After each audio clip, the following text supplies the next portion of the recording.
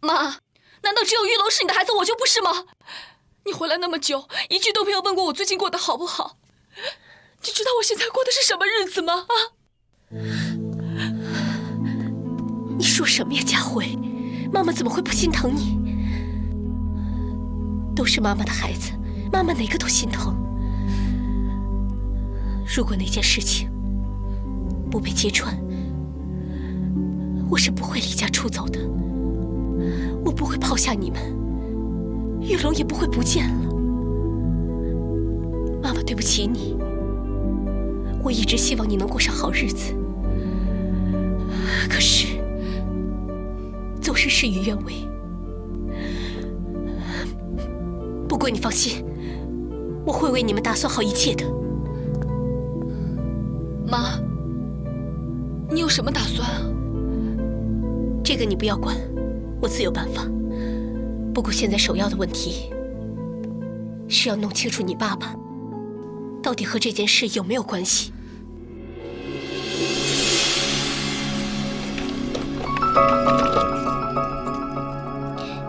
醒醒，有人来了。谁？谁在外面？我呀，别害怕。我警告你，你不要过来，要不然我对你不客气。哎呦喂！我说小妞，我倒要看看你对我怎么个不客气啊，小妞。玉龙，快起来！玉龙，来吧！混蛋！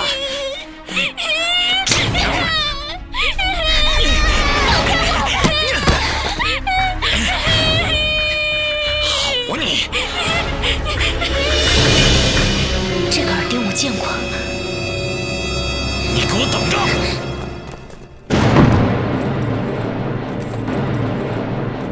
原来这一切都是潘伟森搞的鬼。潘伟森，他居然置自己儿子的安危于不顾，他可以如此不择手段、处心积虑地对付我。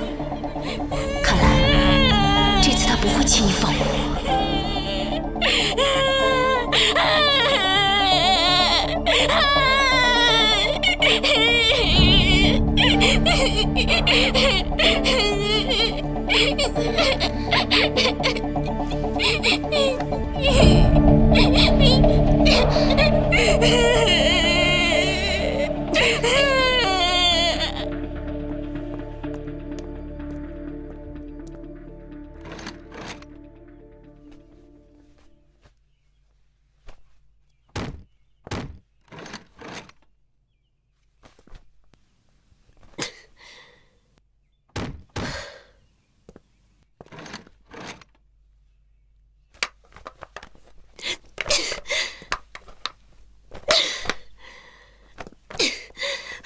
李森，你倒是说话呀！你觉得行吗？你觉得到底怎么样啊？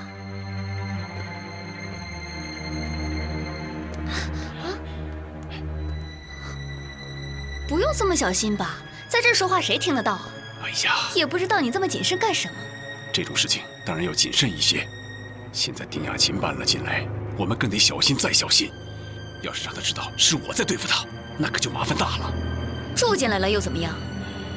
哎，那人到底怎么说啊？哎呀，那个国萧啊，眼看着有些顶不住了，想要尽快拿钱走人。我也觉得应该逼金瑞他们尽快把赎金交出来，以免夜长梦多。原来这件事真的是潘伟森干的，他居然不顾自己儿子的死活。国萧要是再打电话来，你就跟他说，让沈长清再受一点皮肉之苦。这样，金瑞和李家就会加快速度把钱准备好。只要钱一到手，你就可以东山再起了。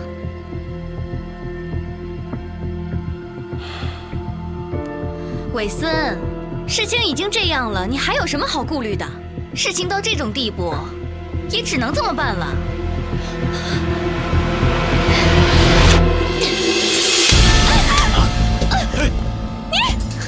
事情只能这么办。孩子不是你的，你这个蛇蝎女人，我跟你拼了！干什么？够了！要是真闹出什么，把警察引来就糟了。你不想让玉龙平安回来了吗？潘伟森，你这个没良心的！玉龙是你的亲生儿子，你怎么能下得去手？你怎么能把玉龙送给那些绑匪，让他在那吃苦受累啊？你小声一点，外面很多人呢，万一真的被别人听到了，我们可就真的完了。贱货！你给我闭嘴！这件事情一定是你所有潘伟森这么做的。你的儿子死了，你就想害我的儿子是吗？哎呀，你小声一点儿！这么大的事情，要是让别人听见了，我所有的谋划都功亏一篑了。玉龙是我的儿子，你以为我不心疼、不难过吗？我也不知道他会把玉龙带走啊。如果我真是个冷血无情的人，我不会犹豫那么久的。要是我铁了心，早些实施这个计划，我就不会被沈长清骗走我整个的家当，更不会被你骗得这么惨。你少来这一套！那些钱是我应得的，办法有1000个，你为什么要搭上我的玉龙？好了好了，咱们俩之间的这笔账，以后再算。哎呀，丁亚琴，别人不知道，你不会不清楚，我潘伟森走到今天，吃了多少苦，受了多少气。你就算是有1万个理由，你也不应该拿孩子去做赌注。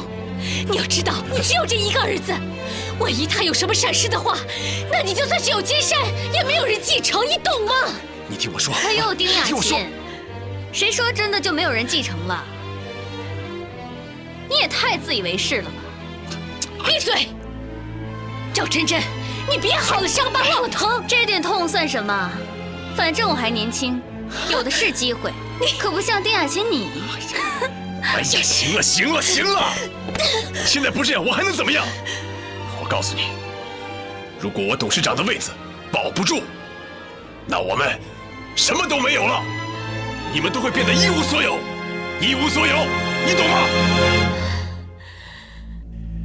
现在是没有退路了，雅琴，只要你不声张，乖乖的听话，我保证将来不会亏待你的。这次潘伟森是针对我而设的局，跟玉龙没有关系。如果我自己一个人逃走，这样不就会容易很多？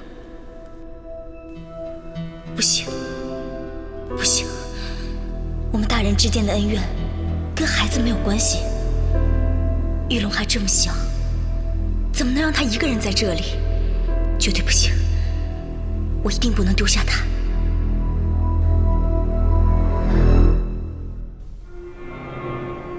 玉龙，玉龙，如果姐姐要离开这里，你会跟我一起走吗？你要逃跑啊？我要一起走，姐姐不要丢下我。你还是第一次叫我姐姐呢。我以后都叫你姐姐，姐姐不要丢下我，带我一起走好不好？好，但是如果你想跟我一起走的话，就要听我的话，知道吗？玉龙听姐姐的话。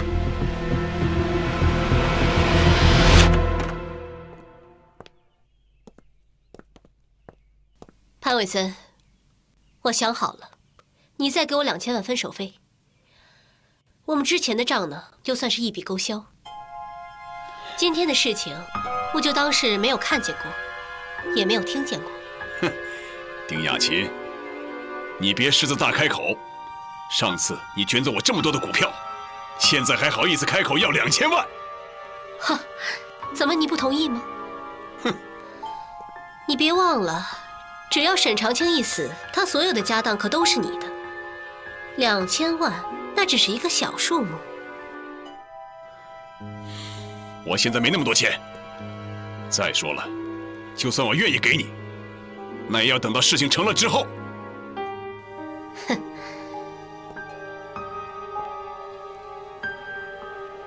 如果我现在拿不到这笔钱的话，那事情成了以后，我就更拿不到了。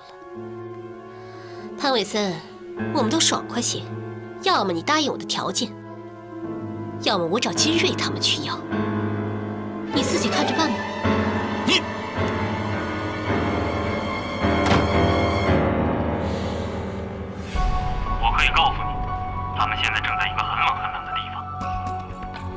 要再不交钱，就等着替他们收尸吧。我们已经在准备了，再给我们一点时间，我一定尽快交给你。好吧，既然这样，那就2天后付款。到时候如果我们收不到钱，别怪我们心狠手辣。妈妈，好冷啊，好害怕！妈妈，救我！妈妈！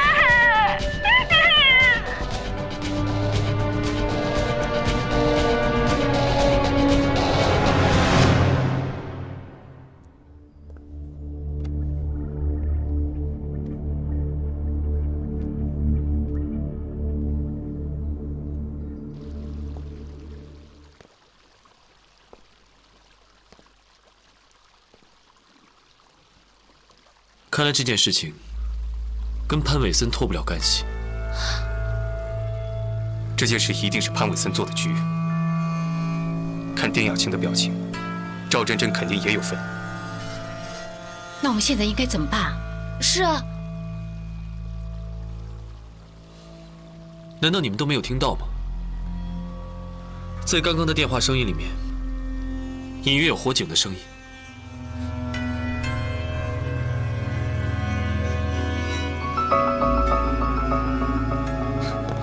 走吧。哎，你们去哪儿？小心点啊！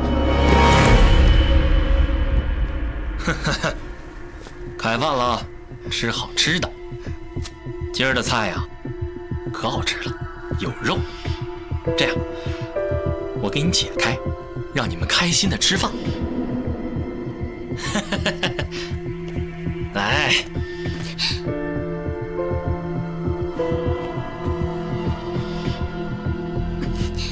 好，你们就慢慢享用吧。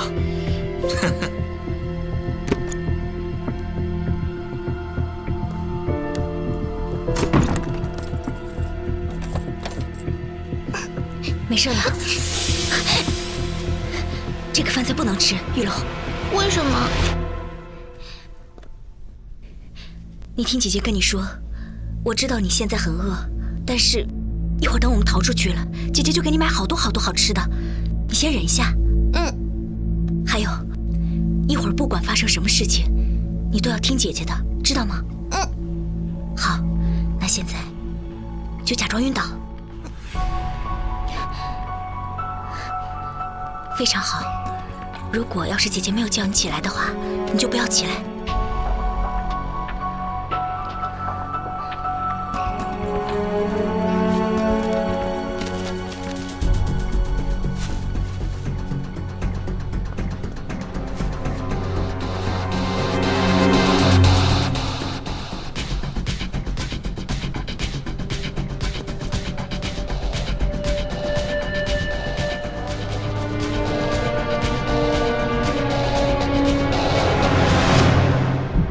喂，我已经把线索告诉警察了，你那边呢？喂，金瑞，你查的怎么样了？我查过了，市里一共有2个地方有冷库，一个在北窖，一个在南窖。你那边怎么样了？我问遍了所有的消防队，他们说那个时候总共有3处火警，2个在市里，一个在北窖。去北窖。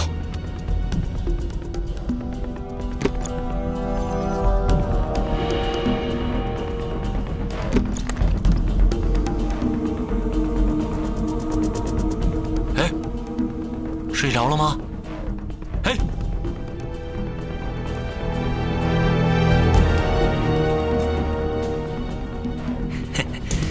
长这么大还没见过这么漂亮大小姐。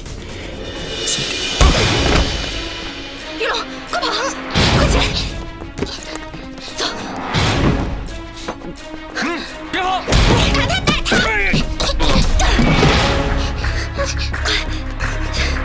小心啊！快，这边，慢点儿，当心脚下，来，当心啊！玉龙，怎么了？快起来！姐姐，我走不动了，再也走不动了。快过来，他们在那儿呢！快上来，姐姐背你。站住！站住！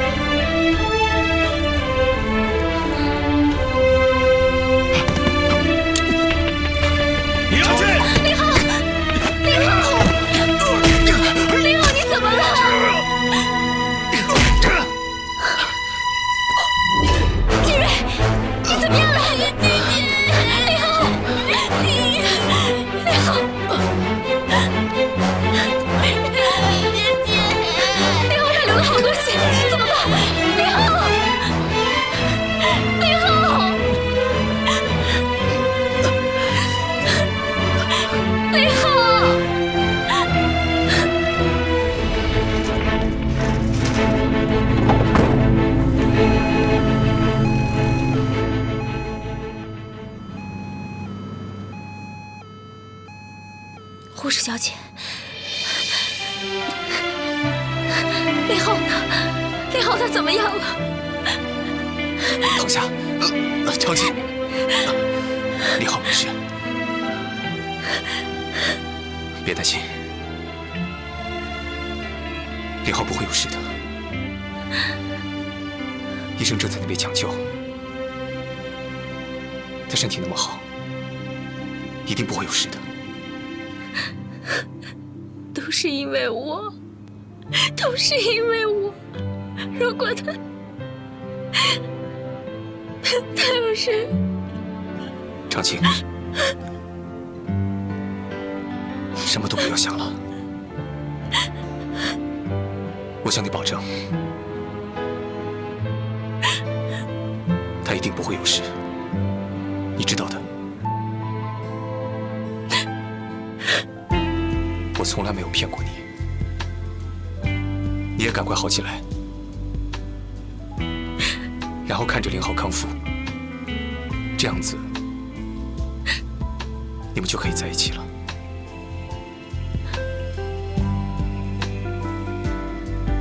听过王子和公主的故事吗？可是我不是公主，我是女巫，我每次只会让王子受伤。为什么受伤的不是我？为什么不是我？我每次都害林浩这样。你不要胡说，哪有这么漂亮的女巫啊？在我心中，你是天使。杰瑞，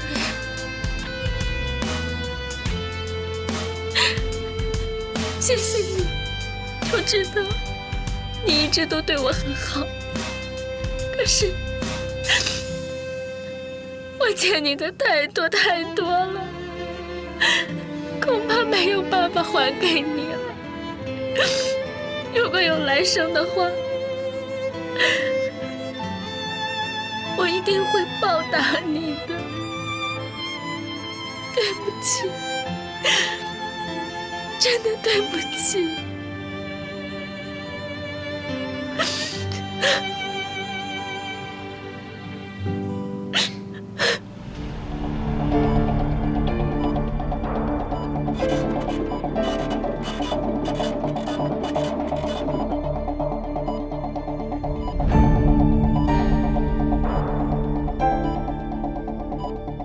陈医生啊，我儿子怎么样了？暂时没有生命危险。不过林医生，你也是知道的，如果病人一直醒不过来的话，可能会有脑死亡的危险。林浩，你醒醒啊，儿子，你醒醒啊，林浩。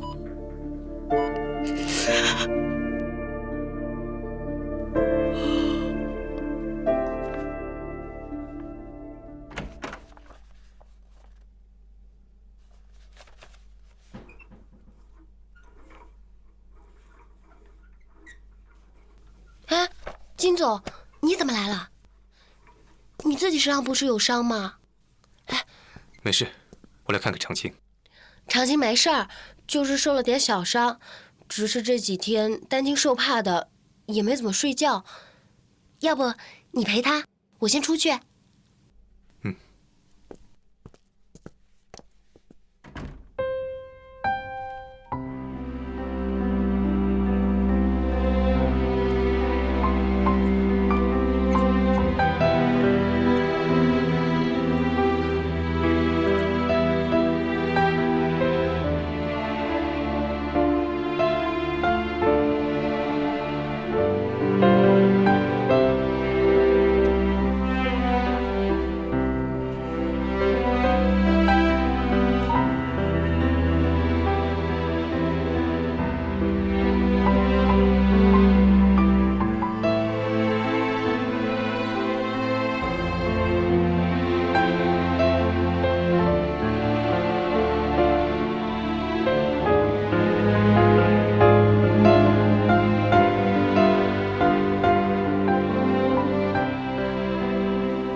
长青，你一直说我帮了你很多，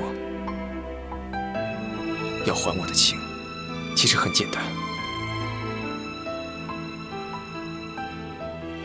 只要你春天陪我赏花，夏天陪我看海，秋天陪我赏月，冬天陪我滑雪。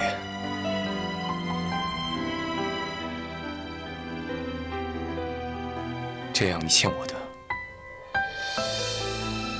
都一笔勾销。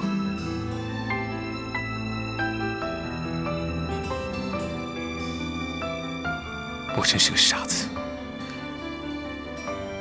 净做赔本生意。一年四季都被你占了，自己还感觉一副吃了大亏的样子。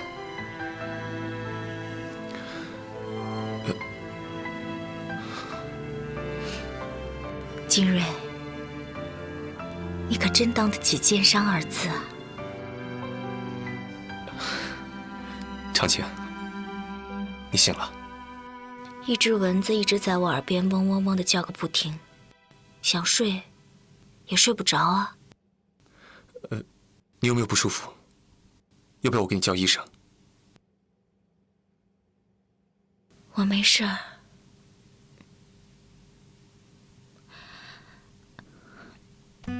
林浩，林浩他怎么样了？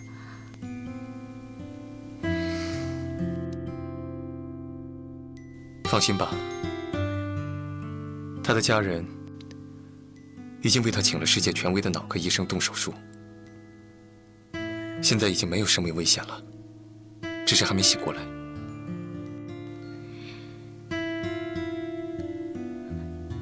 那你呢？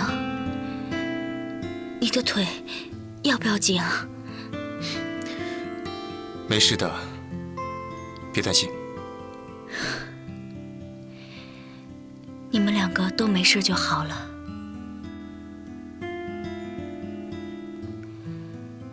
金瑞，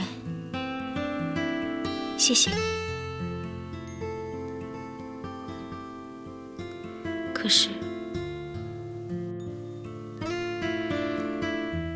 可不可以不要对我这么好？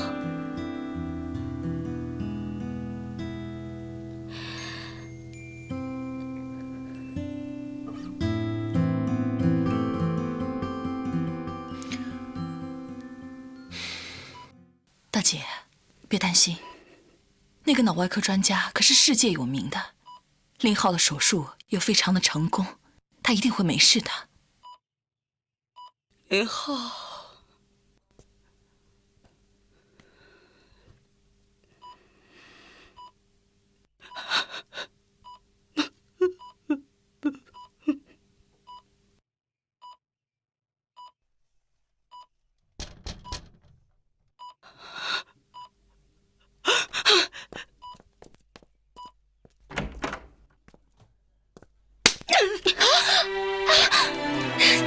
你这是干什么呀？我们家长青也是刚刚才恢复的。他至少还能恢复，还能说话，还能走路，可我儿子呢？过来坐，过来坐啊！沈小姐，实在不好意思，这些天林浩的病情反复，他是吃也吃不好，睡也睡不着，所以刚才情绪有些失控。我替他向你道歉啊！是我的错，是我欠林浩的。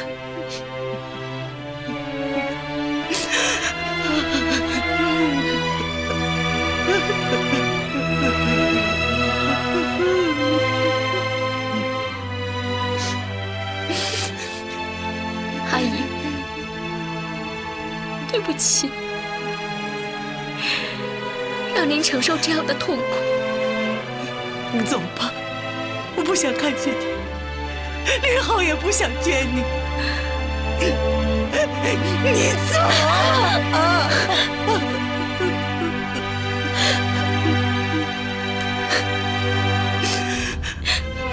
阿姨，你就让我见林浩一面吧，就一面。你还还想见他？你把我儿子害得那么惨，你干嘛要纠缠他？你所谓的爱情，就是拿我儿子做挡箭牌？啊？不是的，不是的，沈长清，如果林浩没事儿，什么话都好说；如果林浩有什么，我绝对不会饶了你的。你这个人怎么？你走啊！你干什么呀你？我不会再让你见我儿子的。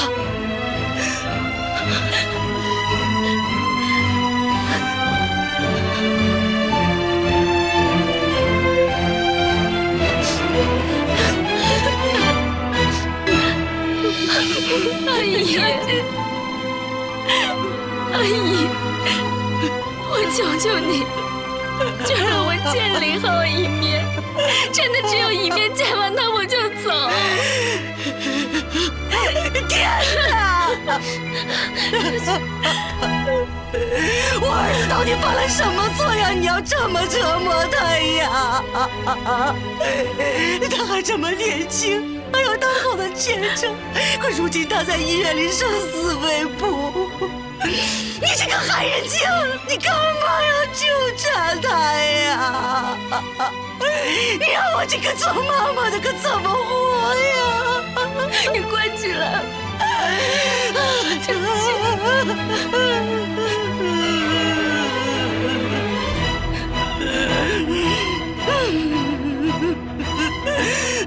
阿姨，你可以怪我，也可以恨我，可是我求你，我想见林浩一面，真的只有一面。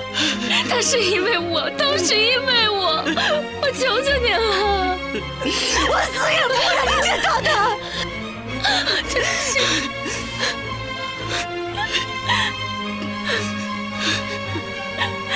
阿姨，我真的没有别的奢求，你就让我见他一面吧，我求求您了。除非我死了。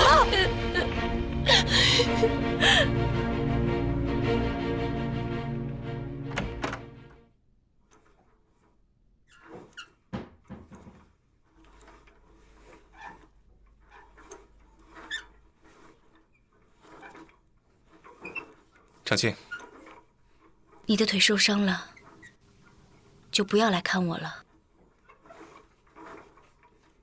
我没事，好得很呢。哎，你看，当心！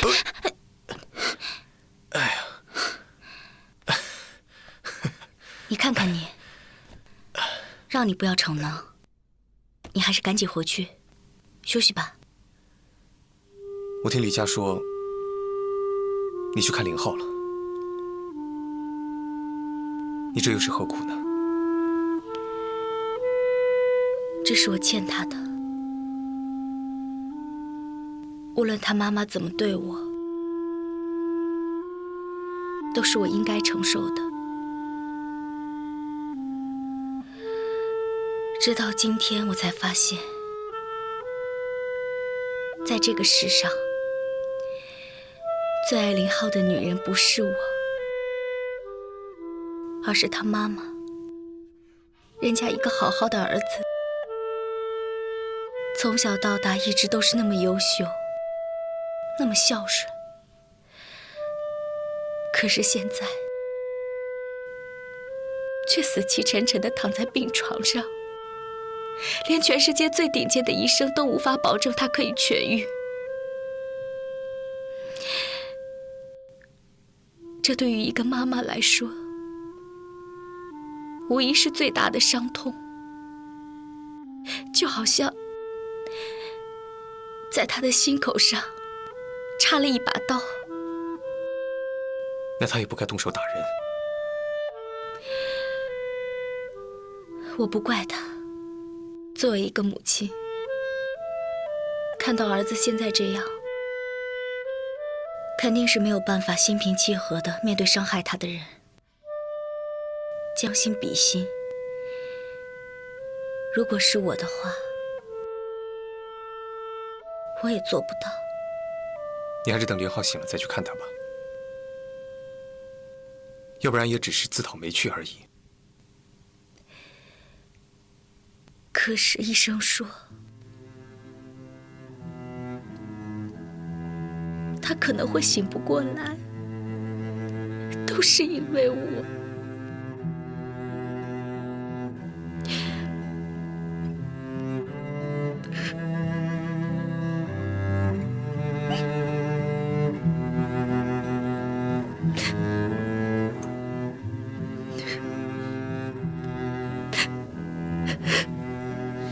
你不要自责了，我了解他，没有看到你安然无恙，他是不会放心的。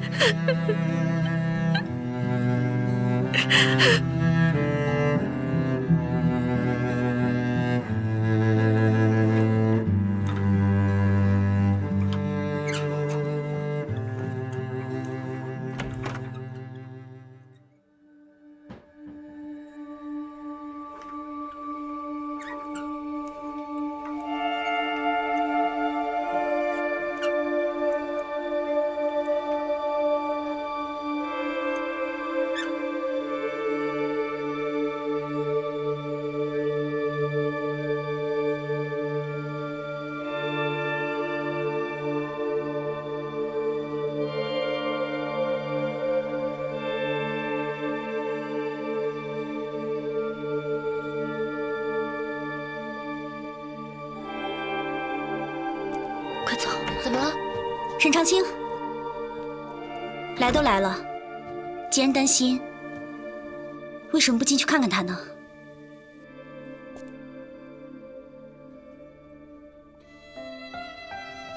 林浩他怎么样了？林浩他还没有醒过来，但是我相信他一定会没事的。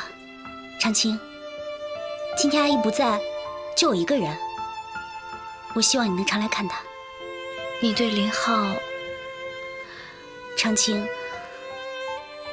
不瞒你说，我从小就一直喜欢林浩，但是他一直把我当妹妹看待。可是你不一样，他为了你，连生命都不在乎了。医生说，如果林浩重视的人能常来看看他，跟他说说话，也许就能早日唤醒他。我就是希望他早日醒过来。医生真的说他有可能醒过来吗？试试看吧。我已经把护工遣走了，你和他可以单独待会儿。林浩是个好男人，能让这样好的男人对你痴心一片，我还真的是挺羡慕你的。或许你比我更适合林浩，快进去吧，他已经等你很久了。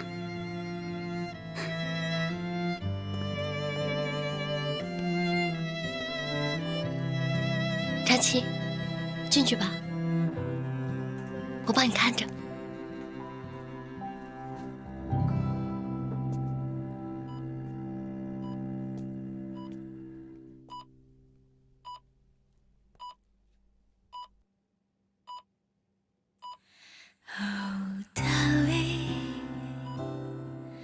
原来你在我心里已经是抹不去的记忆。Oh darling， 我知道我在你心里一定是那朵无暇的云。为什么爱情的道路会如此艰辛？但我们要走下去。你是在惩罚我吗？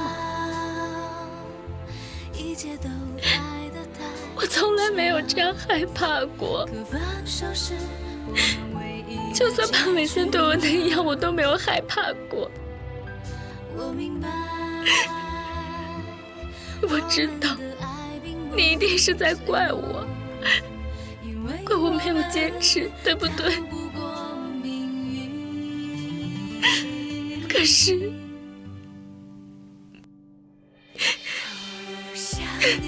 你一直都在我的心里，从来都没有离开过，从来没有。我真的不知道，没有你的话，我该怎么办？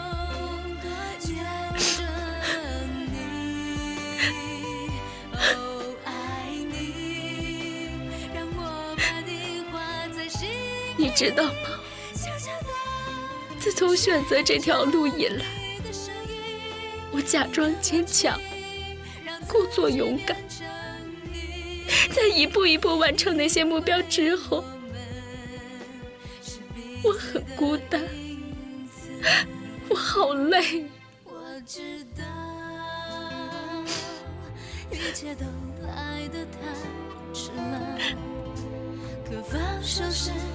可是只有你是那么的温暖，让我情不自禁的想要靠近，我自私的开始走近你，为了那唯一的快乐，为了那些温暖，我自欺欺人的给自己找了一大堆的理由。我以为我可以和其他女孩一样，拥有属于自己的幸福。可是我错了，我真的错了。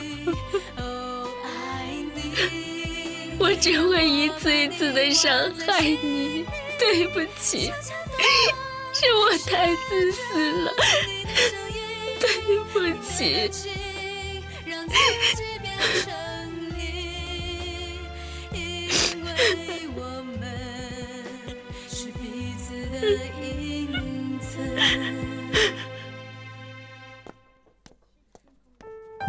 老板，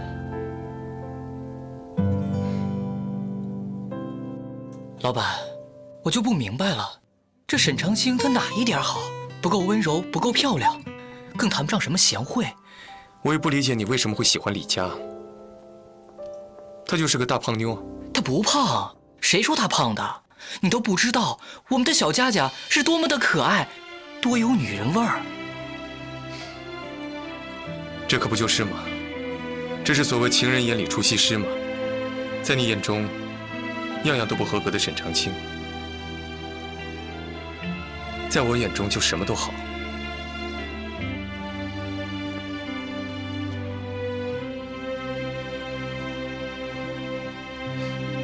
我算是认栽了。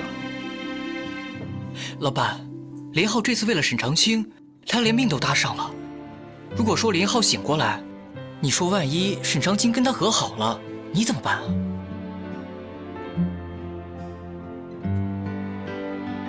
听天由命吧。唉，杰森，杰森，杰森，哎，老板，我过去一下。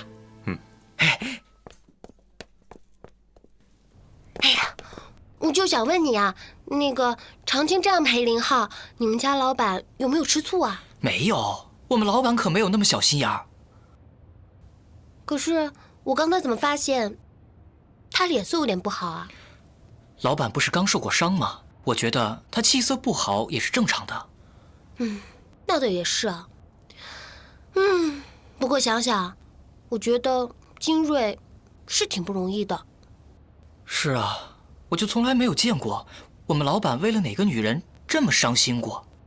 我觉得呀，这一回他是真的栽在沈长清手里了。这就是感情嘛，知道不？那你看，说得清楚的那就不是感情了，因为感情都是说不清楚的。是啊，感情的事啊，还真是说不清楚。要不然我怎么会喜欢上你这个大胖丫头呢？对吧？讨讨厌。谁讨厌？你。谁讨厌？你。谁讨厌？谁讨厌？等会儿。哈，谁打电话给你哦？糟了，老板的妈妈。